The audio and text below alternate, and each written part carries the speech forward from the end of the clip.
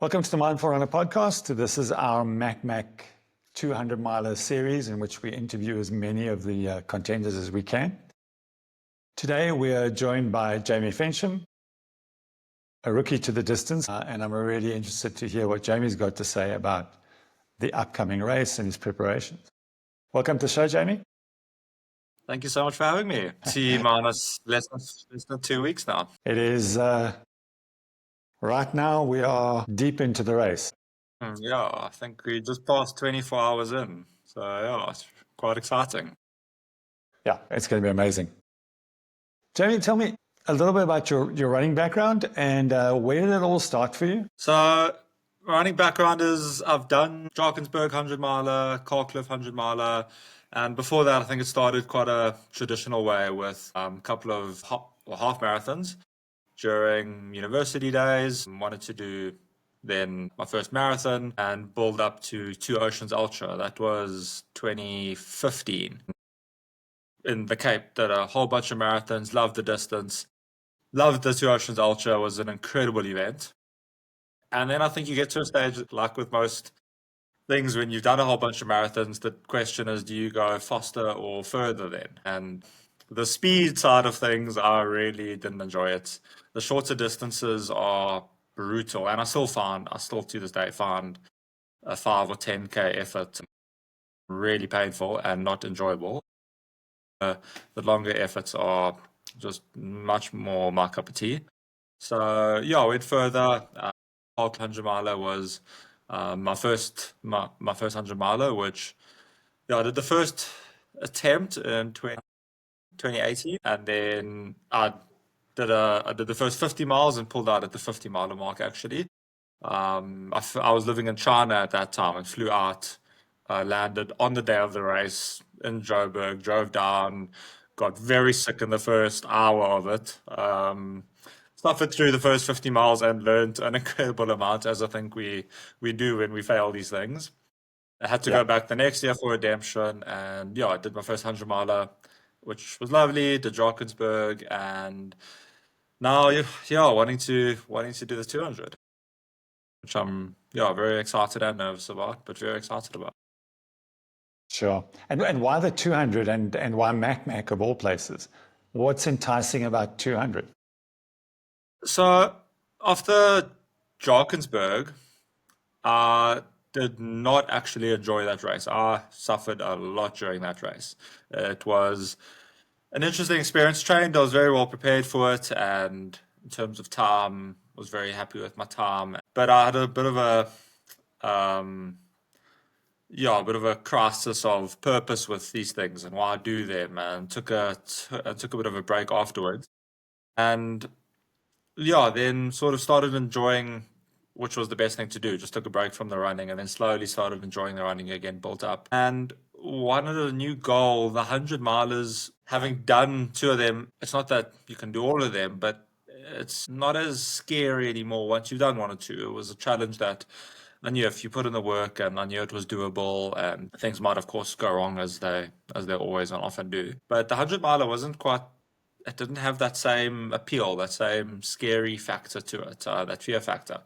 And when I thought of 200 miler, which I think just from following the American ones, like Courtney Dauwalters do the Tahoe 200, and it just gives that little bit, it opens that curiosity to, in America, they're becoming so big, and you're just wondering, this was a couple of years ago, wondering about them. And that thought just stayed in my mind, just wondering about them. Mac being, I'm based in Joburg, so Mac being right up the road, or not that far at least, was definitely doable. A t-shirt falls in our school holiday, so that was a win-win, and decided to give it a go. But that fear factor of it really, motivates the training and motivates the excitement behind wanting to do something like this. I certainly do want to do more 100 milers, but doing a 200 miler really is something quite out there. So that was the main reason. Yeah. And you use one of my favorite words there, curiosity. It's definitely that sense of, is it possible? Can I do it? And you want to feel like that on the start line. I think anyone who stands on that start line knowing that they're going to finish is just a little bit deluded, be a little bit afraid. That's definitely an important aspect, and I'm finding it interesting with the thought of, okay, so say afterwards, would you like, do we then go further? Do you do a 300 miler, or what's next? And so that's why I find that question or that aspect of it quite interesting. I don't actually know how important it is with, like, as I said, I do want to do another 100 mile. I've never done Addo and you stand on those start lines and you can do a 100 miler distance, but it still has that aspect of not being as safe as a 5K where a lot can go wrong and will go wrong. And I think for me, from the 100 miler distance, it always has that aspect of you don't know whether you can finish it. I was watching Cocodona, as I'm sure we all were, to an extent, and I found Cameron Haynes' story leading up to it quite interesting. He mentioned something. He was one of the runners, Cameron Haynes. He mentioned something before where he was like, he doesn't know if he still has it, that factor, that toughness, because he's done the distance before. So it's that curiosity of, do you still have it? Which I guess would be why we go and later we'll stand on the start line of another 100 miler, because you're asking yourself the question, do you? For you, in the preparation for something this big, what's the most exciting thing about preparing for the race? The most exciting thing, I think, has been the feeling of being fitter and stronger, and the confidence that it gives you when running, and sort of not related to Mac in a sense, but just spending time in the mountains and finding a love for being out in the mountains. I go to Delstrom quite a lot and spend time in the mountains out there, and it's just been so exciting when initially with training you're almost forced to do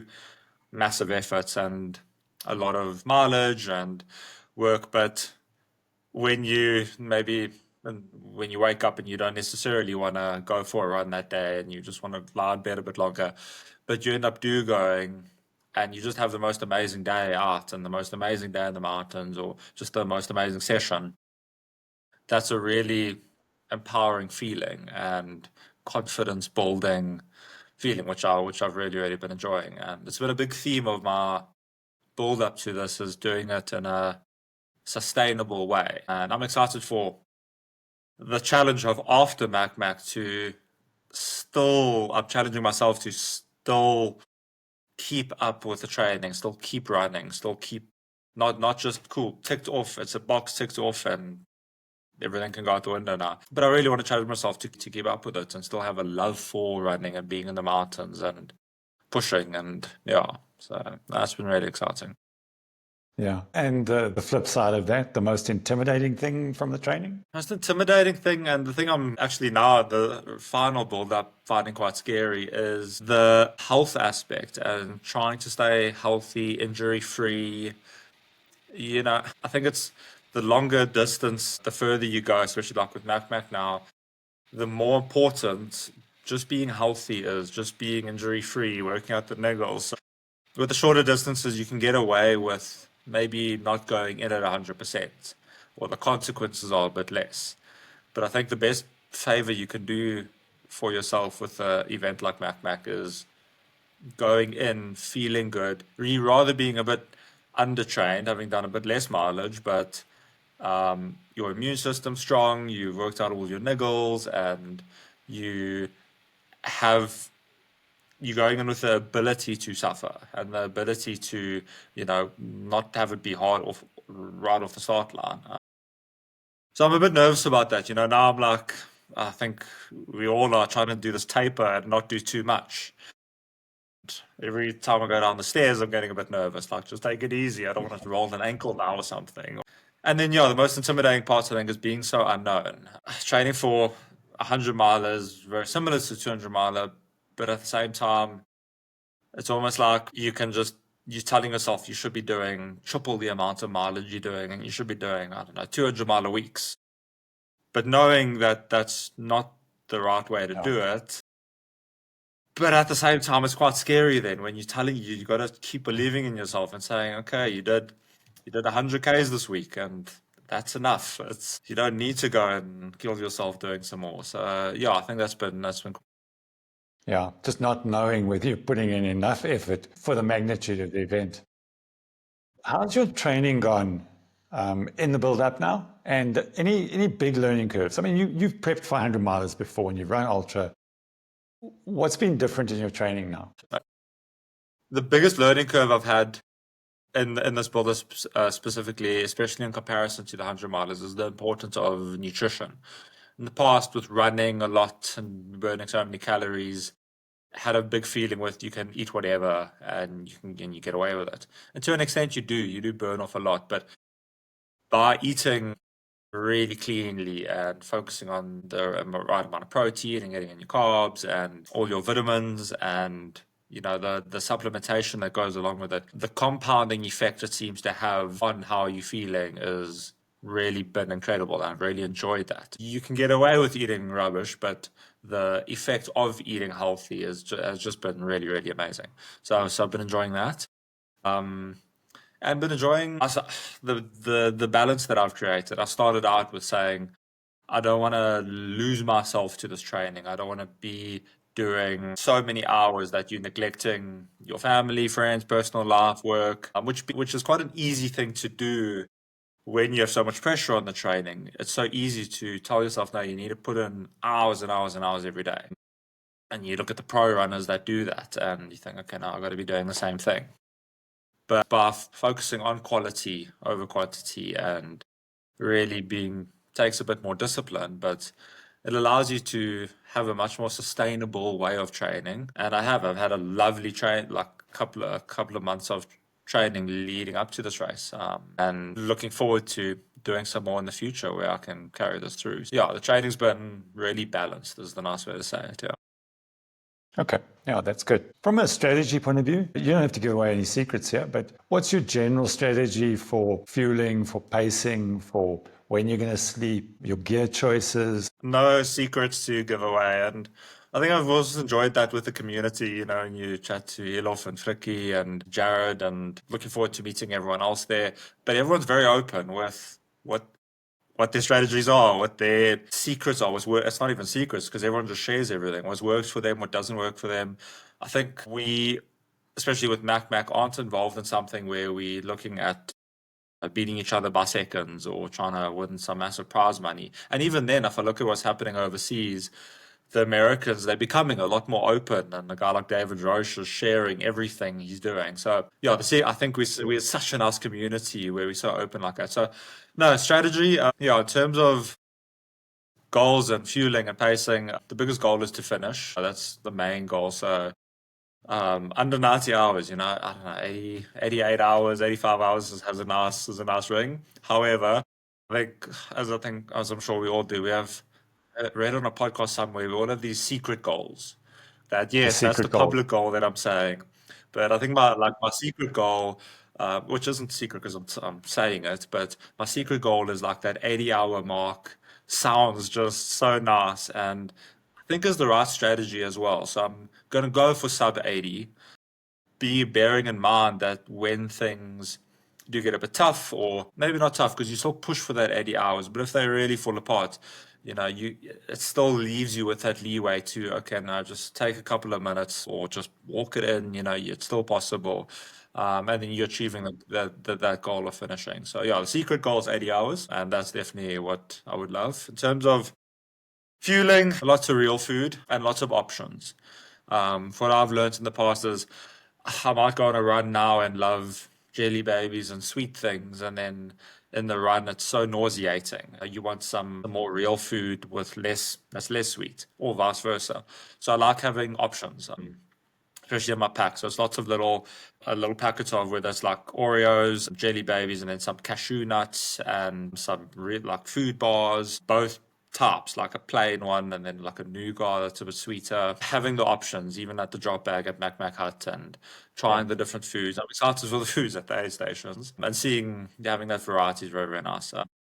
Gels, I'm thinking of using for like caffeine purposes. So having a couple of gels with caffeine in my pack. So probably what they're going to like Thursday night, depending on sleep, and there's like Friday morning, Friday night, maybe having one or two gels with caffeine.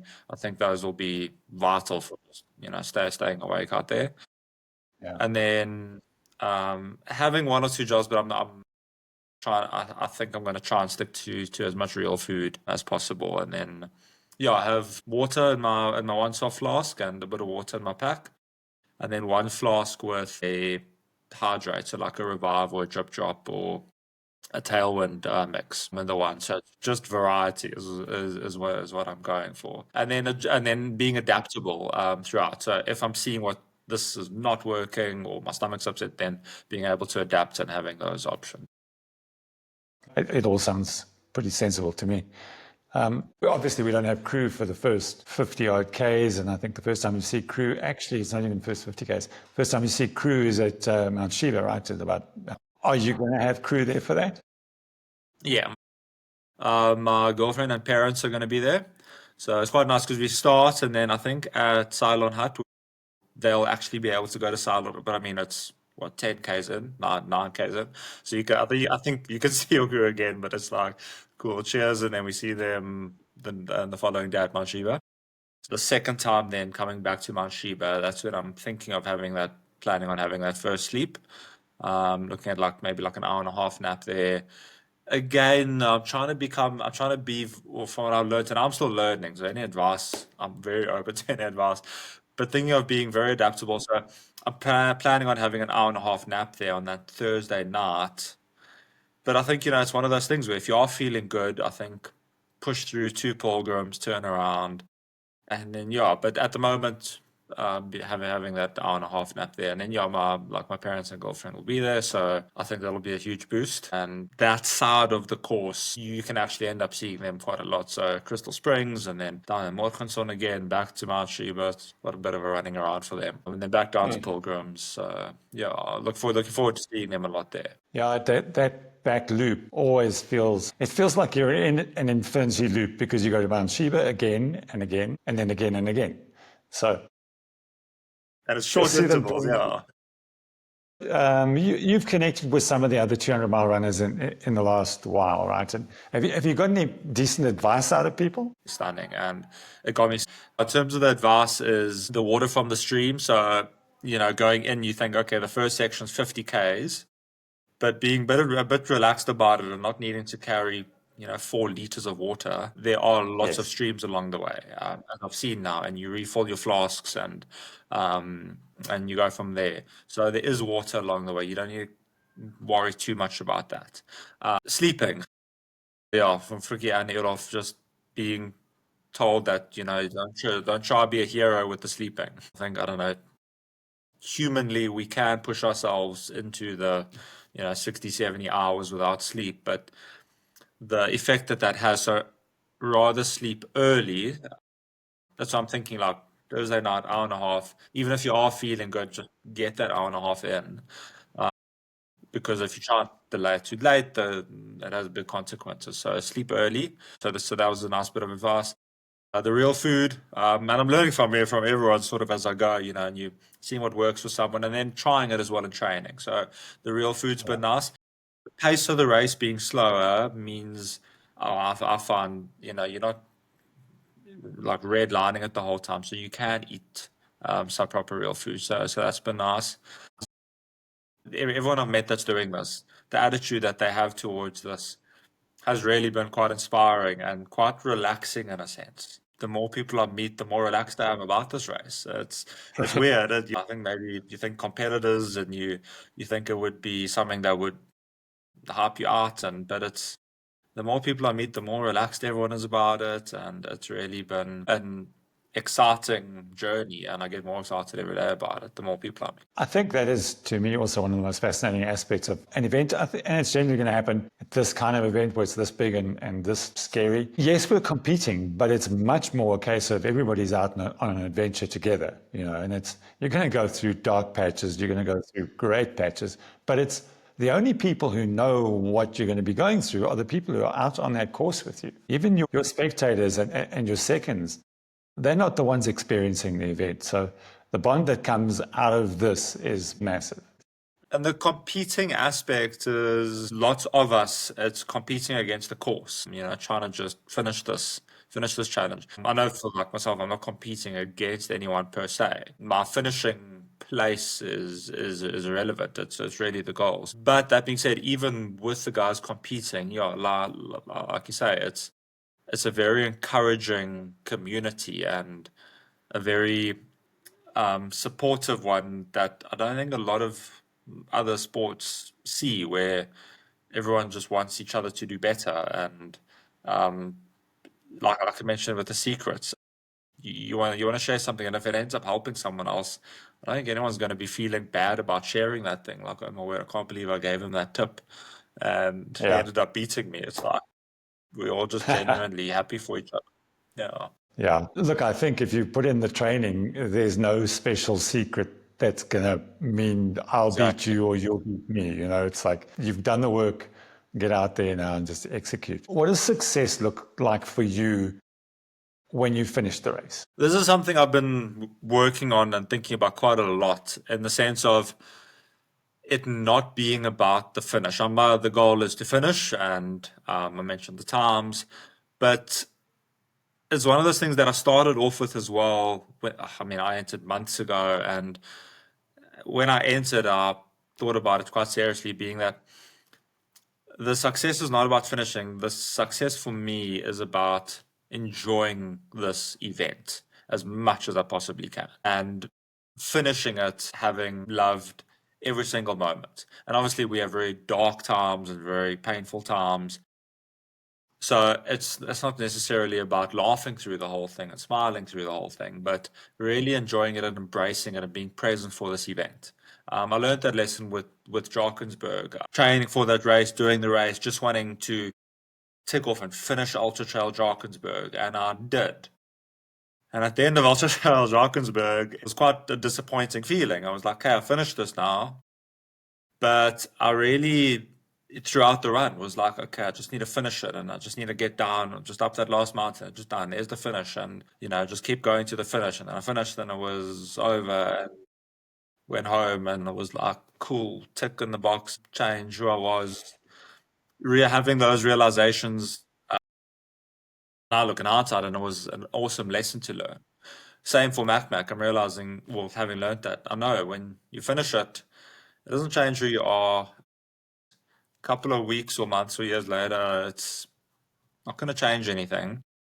But what will change is how you experience the race and how you finish. And that really matters. How I run the race and how I suffer and how I deal with the pain is important to me. How you go into the aid stations and how you treat the people, how you treat the competitors. Yes, you can be in a lot of pain. But what's important for me with Mac and where I'll be happy with afterwards, irrelevant of whether I finish or not, is how you finished it. And I want to do it with a lot of respect for competitors, respect for the course, understanding that it is quite a selfish thing we're doing. It's very much for us. It's enjoying, 4 days in the mountain. And I'm having a thought of it's selfish thing, so why not just enjoy it? Like if I'm not enjoying it, why am I out there? Why are we doing this? So I'm really wanting to be present and not take it too seriously, not overcomplicate it. It's tough, yes, it's painful, but understanding the privilege that we have and how lucky we are to be doing this and to spend a couple of days having one goal, one foot in front of the other in such a beautiful place. So my ultimate goal is really to just enjoy it and embrace this challenge as much as possible. Yeah, that's healthy. You'll come away sane at the end of it. Definitely, yeah. From a preparation point of view, do you feel like more prepared physically or mentally? Sure. More prepared physically or mentally? I would say it's quite interesting because they're so closely linked in a sense. Because the physical preparation, when I think of that with the climbs, but I want to say mentally, and I think mentally is the right way to be, because I think physically you almost can't be prepared enough, and that's what I try to make peace with, in the sense of I'm feeling strong and feeling fit, and going up the start, and going up to a boss, cool, you'll feel good. But you're gonna fall apart in some manner or form at some stage, in the sense of you're gonna get tired. To what degree, we'll see, but it's gonna be very tired, and your legs are gonna get very sore. Your feet, everything's gonna get sore. So going in thinking, okay, now I'm physically prepared, I'll be able to physically do this, no problem, I think is a bit naive, in the sense of physically you're gonna fall apart. So for me, mentally, I'm really is where I'm, especially in these last couple of weeks, and in the pot is where I think the build up has been the most important, where I feel the most prepared to overcome when it does get physically difficult to keep going, and like I mentioned, to keep going with the right attitude. I'm very nervous about, I don't know, like when you're out there in the dark alone. I'm nervous about like, feeling sorry for yourself because then you're in this world of pain and hurt and you're feeling sorry for yourself. So that's where I'm thinking about like, no, that's where I'm needing to come up with a couple of mantras and really prepare myself to, this is why you're here. It's why we signed up for this thing, and that pain really teaches you and makes the happy moments and the easy moments so much more worth it. So, makes the view at the top so much more worth it. So, no, the mental preparation is definitely where I'm focusing. Visualize this. You're 200 Ks in. What are you most curious about learning from that point, from that 200K mark? Well past 100 miles now. What piques your interest about you in that moment? The way that after 200 Ks, you're on the home stretch, you're on your way home, how much you can enjoy it when the body is just completely given up. I'm really excited to see the power of the mind in that sense, where you've been hurting for a good period of time by that stage. I can already see it from chatting to others, and I've already felt that when you're on that home stretch, you do get that rush and those extra bit of endorphins that kick in, that feel good feeling. It is curious because it's inexplainable.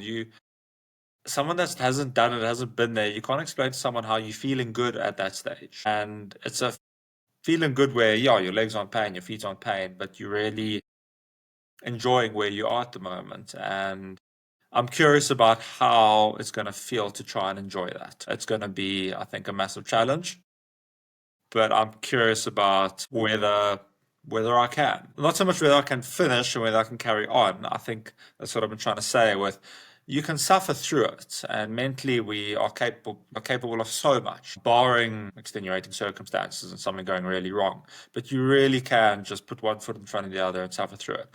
But to do it in a way that you're enjoying where you are still. I want to see if that's possible. That's my challenge for this. I want to be 200, 250, 300 Ks in and enjoying it. And I don't know if it's possible, but I'm certainly going to try it. Yeah, still seeing the flowers. I don't know, taking photos of the beautiful forests and jungles. I want to take a photo by the waterfall or something. I don't know if it's possible. Like, obviously now it's easy to say, but it's a very different ball game out there. So that's the goal. That's the challenge. I firmly believe it is. You can still feel the joy.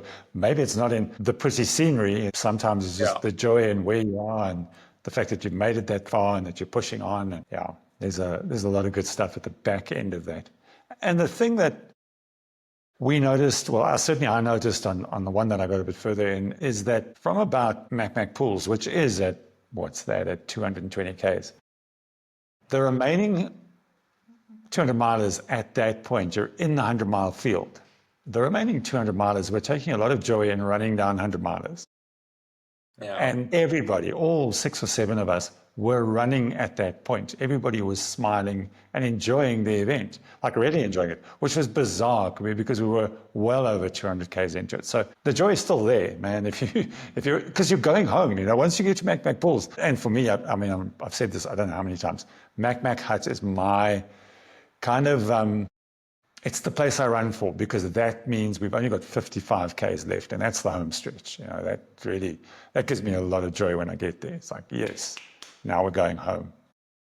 No, I'm looking forward to that feeling, and that's sort of a bit of a game plan for me as well. You mentioned like running down the 100 milers, but throughout the race, I think that's a big game plan of mine is having a bit of a one step at a time attitude. Not necessarily just a one step, but having, okay, let me just get to like that tree, or okay, let me do 5 minutes of running. Or when you see that one person, it's just need to run them down. And it's such a powerful tool, and it's incredible how you can be suffering for so long and then just aiming for the next lamppost. We talk about road running, but somehow you found like energy stores that you didn't think you had. So Yeah. No, I'm very excited.